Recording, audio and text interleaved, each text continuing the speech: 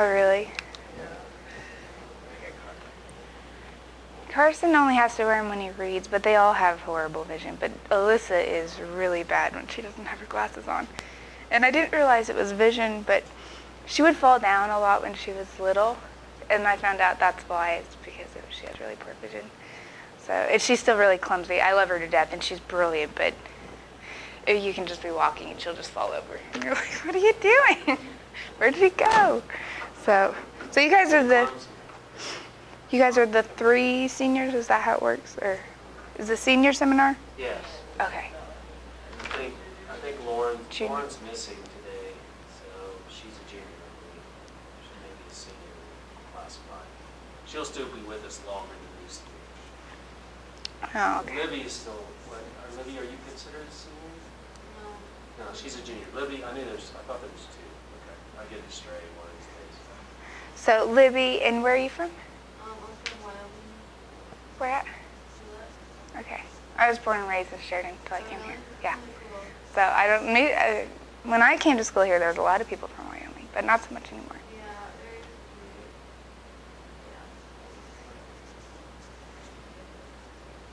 Yeah. And then Dallas, another Texas. Yes. I know really. A little bit. I've been to both of your airports, but that's about it. A little crazy. Yeah. So, okay, what are your majors? So I have an idea. Yes. It is all psychology. Mine's going to be industrial organizations. So, like the businesses and stuff. Right. So do you have an idea of what you want to do with it? Well, until hopefully I get into master's school, I've looked into like executive coaching and stuff like that. So working with executives and their employees and stuff like that. Okay. I mean, until I actually get into it and find something else that I like better. So far as well. Cool. So just so I have a little bit of an idea of who I'm talking to, what's you guys' work experience? Well, I want to go to child psychology, but I worked as a coach, I worked as a mentor, I've worked in Boys and Girls Clubs, YMCAs, Okay. name it, I probably worked with. So a lot of kids. So that's great. That's great. And then Libby. Well, I've done a lot of volunteer, just like you said, like boys and girls, like that type of thing. I'm familiar with this side. Yep. I volunteer there. I'm doing run the streets. Mhm. And I've coached. I like worked for photography. My mom did photography, so like she did a lot of Okay. So what do you want to do with your major? well, I want to be a counselor. Okay. I really eventually want to Center. Have you looked at the restrictions of what that implies in Wyoming? I haven't been Wyoming a lot. I don't know. Well, you have to have at least a doctorate degree in Wyoming. I do know this. You have to have at least a doctorate degree, and the requirements for Wyoming are one of the strictest states to have your own license. And yeah, because I at one point looked at it and I was like, there's no way. Everybody on their board has at least 1 doctorate, and most of them have 2. So they're really picky. Yeah, I don't really want to. Yeah. I don't really want to get one, but I do want to. I think maybe Colorado. There you go. But I don't really know. I honestly don't really. Well, all I can tell you is, but the loophole for Wyoming was if you had your practice set up in another state for 7 years, then you could just move your practice and you could grandfather in. So I don't know what they are in Colorado. I never looked into them, but sometimes if you can find loopholes like that, like if you get established here, and most places aren't as long as Wyoming, the 7 years. Some places I remember looking at were only 3, so you could set up here and then move your practice. Is this a private practice? Yeah, some of them. Each state is different, and each state has their own rules. So. I don't really know. Honestly, like I definitely do want to do counseling, and I Okay. good. My goal in this program is that we woo them to stay in Bartlesville In at least Bartlesville. for a while. A little bit. Because I've got Chantry, she's probably going to stay. Maybe even Allie. Allie's talking about staying. Allie should Interesting. stay. Uh-huh. And I'm hoping Libby will buy Consider it. into it. I didn't plan on it. It was completely on accident. Story It was. about that, 'cause when you first came and talked to our class, you were thinking about leaving. You were Yeah. going to leave. Yep. You were leaving. Yep. The process of going. Yep. You're still Or here. you maybe back to So, learn. yeah. Or, well, yeah, that was one of the options I had. So, yeah, God has a sense of humor.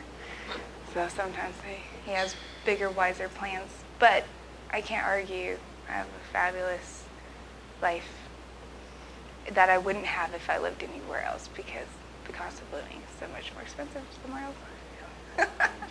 So, anyways, I can't complain. Tell me one more time before I start. What time does this class end? 9:20. All right, we can do that. All right. Well, we'll do this kind of informal since it's just three of you guys. Basically, I can tell you that I see every application and resume for the campus. Everyone from students in the summer. Part of work study, it just depends on the supervisor, how they want to do it. That's a lot of students, so I try not to put my hand in that. And then adjunct faculty, staff, full-time faculty, executives, everybody. So I've seen a lot of variety, let's just say. And then I sit in, part of my role is to sit in on every interview on campus, and I just monitor the conversations, make sure they aren't talking about things that they're not allowed to. One of my favorites is, so you have kids, what are you going to do with them all day long? No, you can't do that. You cannot do that. So you have to be careful of the questions you ask. So how old are you? No, you can't do that. You can't do that. But also training people on what you can say and saying something like, okay, this job requires that all applicants be at least 18 years of age. Do you meet the requirements? So there are ways to get the answers to your questions, or if you look at their degree, gee, they graduated in 2002, so you can figure out how old they are. So there are ways to get the answers you want, but you just have to be careful of legalities on how you get it. I took my husband to the doctor last week, and the nurse came out and said, Warren. So he stands up, and when he got to the door, I heard her said, and what's your last name? And he said Morrow. And a little bit later, she came back out, and she called it Diane. And she's like, what's the last name? She's like, it's a HIPAA violation. I can't say your last name. You have to tell it to me when we get to the back. So there's, outside of just HR, there's a lot of rules and regulations nowadays to protect identity and information. But being in HR, you kind of are privileged to a lot of that. And you have to be really conscientious of confidentiality and the rules and regulations, because I could have my butt thrown in jail if I violated those things. So as counselors, you would be in the same boat. You're held to the highest ramifications if you break confidentiality, or if you don't in emergencies. That can go either way. If you don't tell that someone's thinking about taking their life, and you can be held accountable for not saying anything. There's a big, I don't know how else to say other than you just have to know the laws and the rules and follow your heart on those. But basically what I'm going to talk to you about today is first impressions and making sure that when you walk in, you're the person for the job, and that you sell yourself, because interviews are basically your shot to say, I'm exactly what you need. And if it's the job that you really want, how to hopefully attain it. I'm going to throw out some questions for you guys, let you think and ponder over them. I think we are going to do mock interviews, so you'll probably hear some of these questions again in the actual interview. It sounds like some of you have you guys had a lot of interview experience? Excuse me. For me, I have been coaching, but other than that, usually every summer I'll work, and then second semester I try to. It's usually worked in retail and restaurant and stuff. So as far as that goes, that's kind of everything. Yeah. Well, great. So it's good that you've done some interviewing. I didn't have my first real interview until I moved down here to go to college, and I worked in child welfare all through college, and so I walked into a room with 3 people and got drilled, and I left going, wow, I had no idea that's what it was going to be like. So you guys are ahead of me. I guess what I can tell you is being prepared is half the battle. So know the place that you're interviewing. Research their organization. Find out what their mission is. Read it. Know the point. So when Dr. Piper says our mission consists of 4 Ps, if I can't give the 4 Ps, I have failed, okay? In an interview, I should be able to tell what the 4 Ps are, because that says that I have done my homework and that's how interested I am in you. When I have an applicant who comes, one of the questions we will ask is, so what do you know about our organization? If they have that blank deer in the headlights look, they didn't even look us up. They have no idea what we're about. Why would I hire you? You obviously don't care. You just want a job that pays so Mickey D's is down the road. We have better things to do.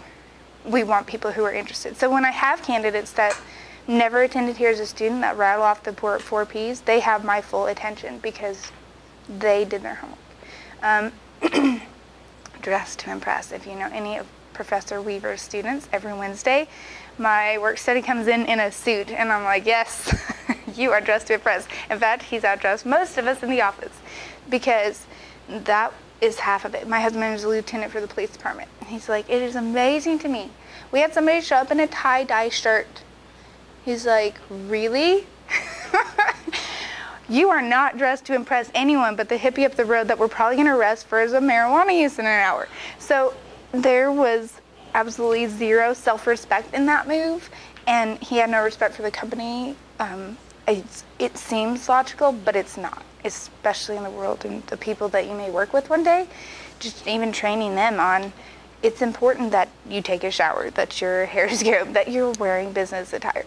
And if you're going to the police department, you may not need a suit, but don't show up in jeans. You know, you can weigh out where you're at. If you come here, definitely jacket, nice shirt, tie won't hurt you, because most of the people in your interview, that's what they're going to be wearing. So judge the place that you're at. And then be prepared to answer the questions. So I will throw a couple questions out at you guys this morning, and you're going to just answer to the best of your ability. One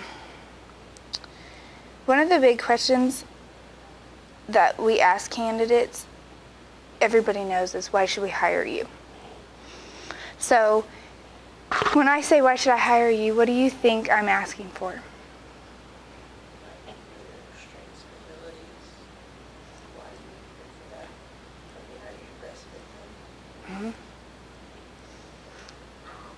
Yeah, I'm gonna think you were asking, what can you bring to the table that will help benefit the company?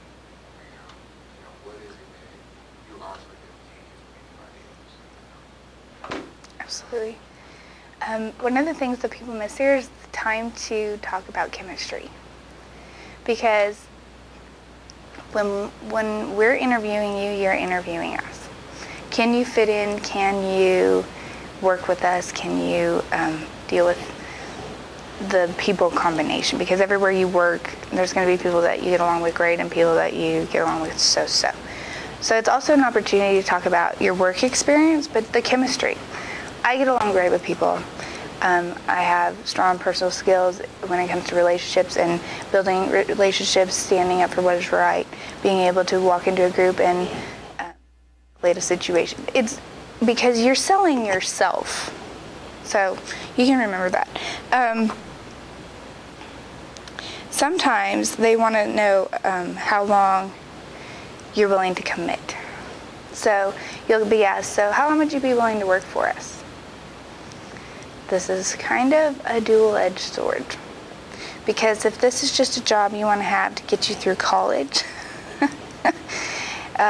you don't want to get flippant and say, oh, well, this is just a stepping stone. I'm just here for a year and then I'm going to move on to better things. we're probably not going to hire you. But don't lie to us either. Don't give us a story about how you're going to be here for the rest of your life and you can't wait to retire here because we know that you're lying.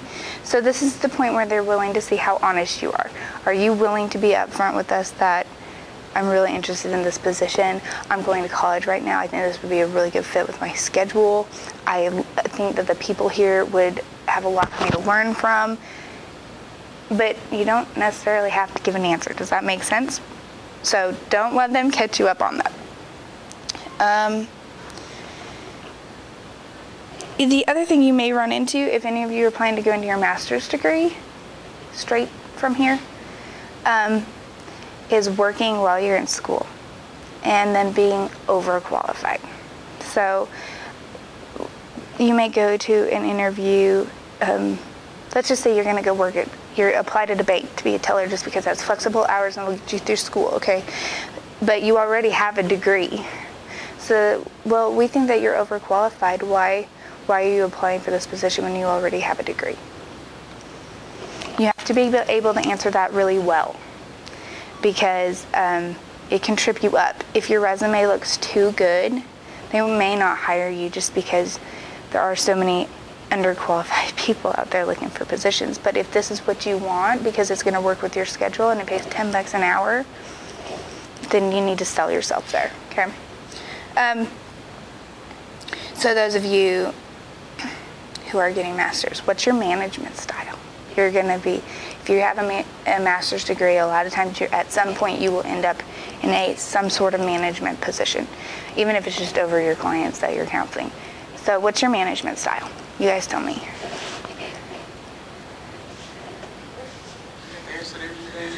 Libby's quiet. Let's start with Libby. Well, I guess I don't really, what do you mean, what's my management style? Yeah, it's something you got to think about. If you were going to be over people, what is your management style? So I'm sure you've babysat. What's your style when you have to take control of rowdy, crazy kids? Yeah, I bet you can. Well, I try not to, like I think of the times when I coached and when I worked with kids, Okay. like, you can't make them do anything you don't want to do. Yep. And so you have to try to go, like, do roundabout ways of trying to motivate them. Like, Okay. this one kid, like, I was trying to teach these kids they're getting older and they needed to start learning positions. And they would just go all over the place.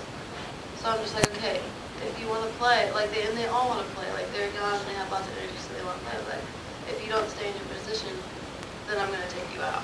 Right. And so like, I try to, like, figure out ways to motivate them, but also not, like, make them, like, I don't know, like, command them.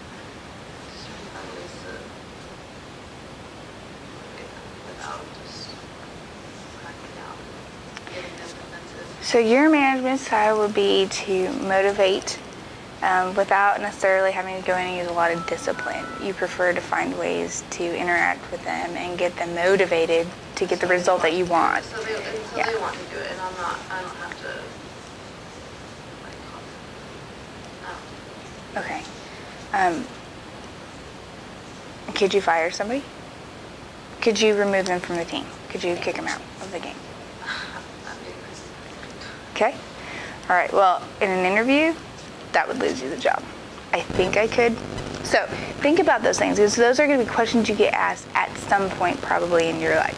The good answers, and you nailed it by using an example of when I coached, because it gives people, oh yeah, she worked with these kids, man, if you can coach, you have management, you have skills, because you have to know when to pull somebody out, you have to know when to put somebody in, you have to know the team's not working well together, or this person's throwing off the team, they're not playing well together, put this person in. So those are all really good, but just be careful what you say. I think will get you into trouble. You have to become across as very confident in yourself. Now, we're not interviewing, but I'm just wanting you guys to think that word, I think, triggered in me. Oh yeah, come across as really confident. Oh yes, I could do what was best for the team. I could pull someone if I needed to. Great answer. I know you guys have both coached also, but so what would you say your management styles are? I'd say for me, especially like with coaching and also working with daycares and stuff like that, and even like working at circles and stuff, I've worked with them for like over a year and a half, and so I got to see a lot of, how they do, what the unit does and stuff. But for me, like, I'm a very organized person when it comes to like my actual work stuff, and so, I want things organized, and if there's any problems, I don't want to like beat around the bush. I'd rather have to talk it out, so like what the situation is. Okay. And just basically like communication and stuff is pretty on. Good. Okay. Alrighty. Well, even from the first day that I work with kids, because I work with kids from the inner city as well as very ritzy parts of town, as Yep. well as middle class. So I've had a lot of different parents and kids to talk to. But from the first day that I get there, I'm very forceful so that they know that, of course, I mean business because we have to take care of these things. But we can also have fun in learning these things. But we have to follow what I say because that, that I know exactly what I'm talking about. I won't give you any information that would jeopardize you not learning whatever's proper for attendance, which is what I teach. Okay. So they seem attentive. I'm always quick to make sure that the kids are operating effectively so that they can go out and do what they need to do. But I am forceful, and if somebody does step out of line, I will make the example so that the other kids know I really do need business. It's not just an act. Okay. So you're very consistent, which is good in management.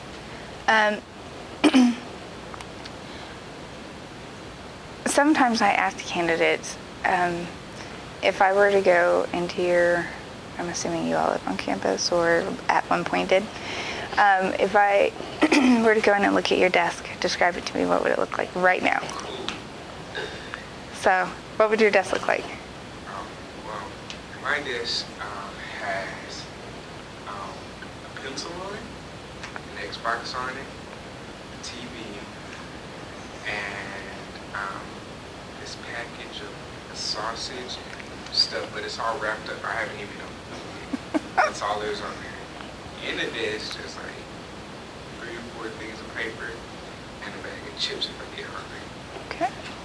So I know your priorities and I know your study style. Food, Xbox, TV, and a couple pieces of paper. Is there in a pencil? All right, but so okay, we'll come back to that. Libby, what would your desk look like? I'm pretty clean, so I don't. I mean, it would be like I have. I actually I don't have a desk right now. Okay. What does your car look like? Well, it's not vacuumed, and so there's grass in it from soccer, but there's not very much stuff in there. Okay, so in your console, does it have one of those chain places where you can put the change when you open it up? Like is there change in it? Is there any loose change anywhere else? There may be. I usually try to. Okay. I share a card with my sister too. Okay. So what I'm looking at is your style. So do you have a desk? Well, I live like in an apartment now, but where I do have my stuff kind of like set up on top of it, just so basically like a TV and a Wii and like movies and sometimes I just go like through the week I'm just like busy and and it doesn't get to like the weekend to where I can actually look at everything and then start cleaning everything up. But if not, then I just kind of like put stuff here, and then at the end of the weekend, then I come back and I like put everything like where it goes. So. Okay, so I have found that with ultra organized people, mostly, you'll have a desk some days, and when they ask you that, you'll be thinking about your Word desk. Okay, my Word desk at the moment has a few papers out. I know exactly what all of them are. On my computer, I have pictures of my kids, and I have, I don't know what you want to call it. It has 3 tiers, and you can, yeah. It sits on the edge of my desk for people to put stuff in if I need to work on it for them. It has Emily's folders, my workstation. So, for the most part, I'm pretty organized. If you open my pencil drawer, all the pens and pencils, and paper clips are in their own spot.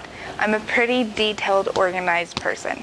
So if I ask a grown-up what their desk looks like at work, I'm going to find out really quickly how organized they are truly. And a detailed person has to put the change in there. The change can't just be thrown in the cup holder. The change has to be put where it belongs. That's something I like about people.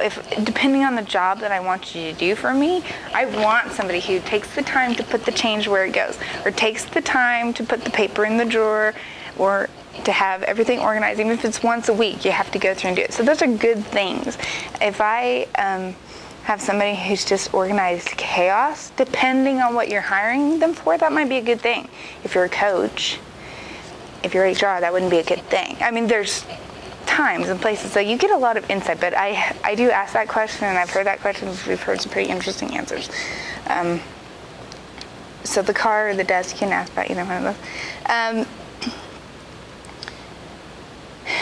of those. If you're a manager, one of the questions they say is, what do you look for when you hire people? So if you had your own practice and you were going to be hiring people, what would you be looking for in them? I want somebody who can communicate effectively with me and to be able to ask questions and, take in what I'm telling them. So be able to listen and know exactly what I'm saying for them to go do and go do it. Probably somebody who's easy to work with.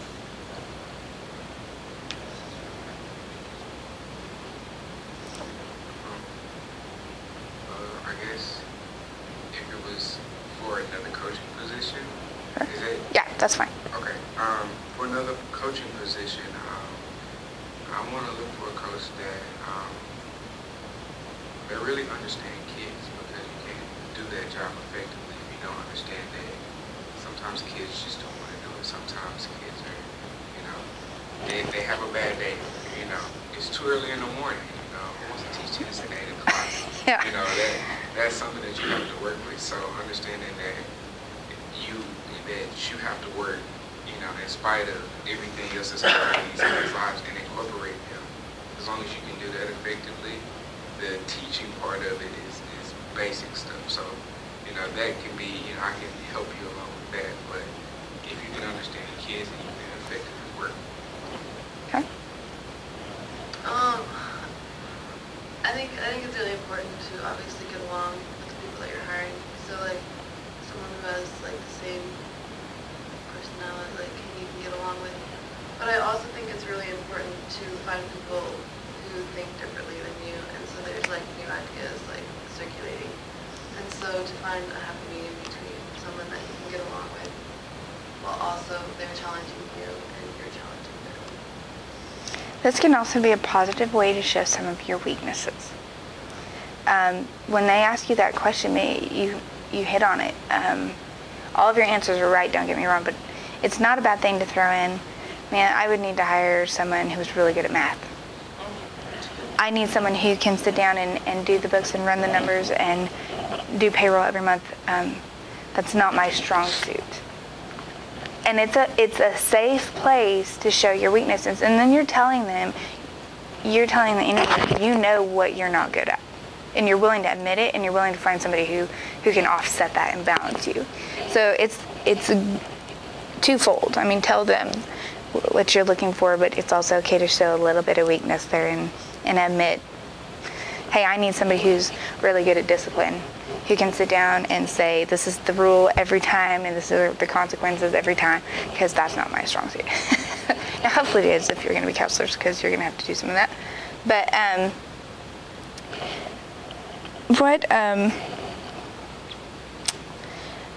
one of the questions that you may get asked as you get, I hate to use the word older, but more work experience.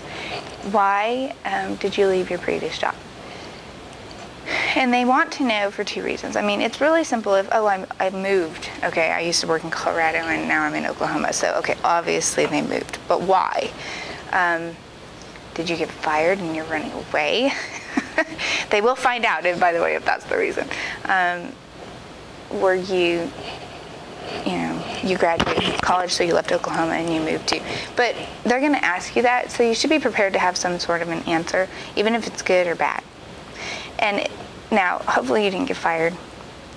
But if you can say, you know, I resigned my position because I really felt like I had mastered is a very dangerous word to use when you first have your degree, but because I mastered everything in my area, and I really want more of a challenge, and I'm looking for a new change, and you know, you can make it sound really good, but it's okay if you left because you were tired of that position and you had learned everything you could from it. If you just didn't like your boss, I guess you have to word that very carefully, but you know, there was some personnel issues and I just wasn't comfortable, so I'm looking for a new career. That's fine too, leave it there. But, So, I really only had one job all life, but it pays really well. Is that a bad thing? Nope. Cool. It's not a bad thing. To that, I'll tell you this. My husband made really, really good money before he became a police officer. But he hated his job. So when it came down to it, and he was young, so when it came down to, okay, I want to make a career, it has to be something I love. He took, pretty much more than half, almost 3/4 in pay, and became a police officer and worked his way up through the ranks. But he will tell you it's the best decision he ever made, because even though he's not making near the money maybe he would have, he didn't love it, and he would have been miserable every single day. So it's not bad that you're making good money. If you're making good money and you're miserable, there will come a point where it may not be worth it anymore. Or if you're just making good money but you're not growing, it's not worth it anymore. Is that okay? So one of the questions that sometimes I hear is, why aren't, this one not so much here, but why aren't you making more money? Why aren't you earning more money at your age? Now, most people will drop off the at your age part, but why aren't you making more money? I have actually heard this question. And the reason I say it is because it throws people off guard. They're basically saying, what's wrong with you? You have this great resume. Why did you work at a bank for 4 years? Excuse me? And most people aren't prepared for that. Now, we don't do that here, but it does happen in other places, and they want to know you can make it positive, but they want to see if you can do it. Like when I came to do my interview here and I had to go and teach a class, one of the seniors, it was a senior seminar, I think, one of the seniors said, well, if you had this private practice and you were successful, why are you coming here? Yes. To them, I had made the pinnacle. Yes. What they would have, maybe that person would have wanted, which I did too at one time. Sure. So I had to explain that. Yes. So, excuse me, kind of based off of what you asked me, I'm throwing that question. You should have an answer. So think about it. You don't have to answer me right now, but have an answer, okay? If you quit the job where you're making really good money, you might go to an interview and they say, why are you here? Okay.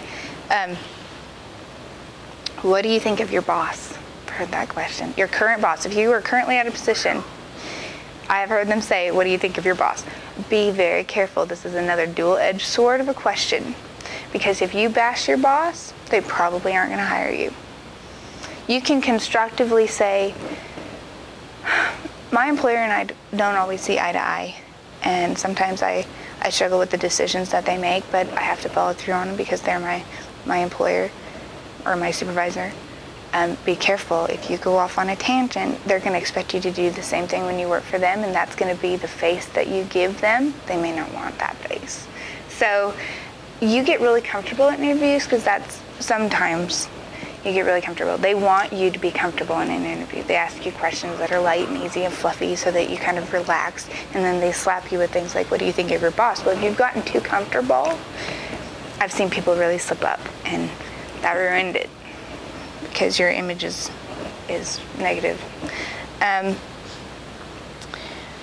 what do you feel this position should pay? Yeah. You ask them now on the application stuff, like, Yeah. What do you want to pay? like, well, you know what you pay. Why are you asking? 2 reasons. It lets us know if you've done your homework. Do you know what the going pay is for these positions in this area of the country? Because just because it's paid one rate in Colorado doesn't mean it's paid the same rate here. Now, minimum wage across the state is, or across the U.S. I think is the same, but as far as positions in different states, they definitely vary, and even from counties they vary. So I just hired 2 international former students, and one of the things I have to do, one of the requirements is I have to go in and prove that we're hiring them at a rate that is equal to what other people in the county are making. And that is the minimum that I can pay them. Well, one of the hiccups there is, okay, there's some big businesses in my county. So just because ConocoPhillips might pay one thing, we might be close, but we have a better benefits package, which we take into account, but that doesn't count on international hires. You can't count benefits as salary. So anyways, one of the things you need to know is do your homework. Are you, putting a ballpark of what other positions pay for your services in that area? Okay, that's the catch. And you can find that information online. I have a great link that tells me everything in this county. You plug in the job and it tells me what the average is. Yeah. Anyway, what are your long-range goals?